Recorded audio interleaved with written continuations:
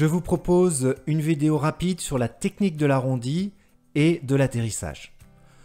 Cette vidéo est en deux parties. Premièrement, c'est la définition de l'arrondi et de l'atterrissage et ensuite, c'est les explications de comment faire cet arrondi et l'atterrissage. L'arrondi, c'est la technique qui permet d'assurer la transition entre le seuil de piste à 50 pieds et 1,3 fois la vitesse de décrochage et le moment où vous touchez les roues à une vitesse d'environ 1,1 fois la vitesse de décrochage.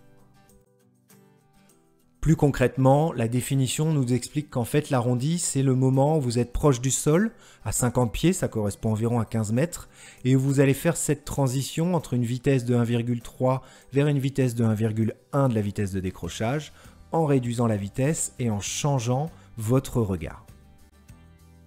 Réussir un arrondi sur la fin de la phase du vol, par exemple en tour de piste, c'est conditionné par l'arrivée stable sur le plan, par l'arrivée au bon endroit en finale, par le bon début de virage en fin de vente arrière, par un bon briefing approche.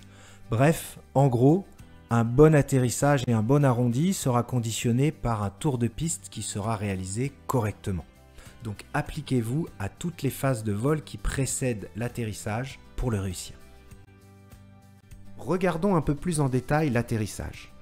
Sur un plan d'approche standard, l'avion qui est sur un plan d'approche de 3 degrés ou de 5% passera à 600 pieds sol à une distance de 2 nautiques et à 300 pieds sol à une distance de 1 nautique.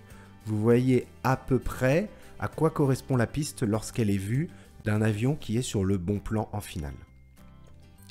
L'avion va donc descendre, se rapprocher de la piste, vous arriverez finalement à cette position où vous êtes au-dessus de la piste et vous passez dans une phase où vous allez faire l'arrondi. L'arrondi, en gros, c'est le moment à partir duquel vous décidez de casser légèrement votre pente et où votre regard va changer pour ne plus regarder la piste dans son ensemble, mais loin devant pour venir rechercher le contact avec le train d'atterrissage sur la piste. Reprenons le détail avec un gros zoom sur la phase finale du vol où l'avion arrive au seuil de piste à 50 pieds, comme à l'écran, et va aller chercher la trajectoire pour faire l'arrondi. Tout d'abord, il va se rapprocher du sol et en arrivant à une hauteur qui correspond à quelques mètres du sol, il va débuter l'arrondi.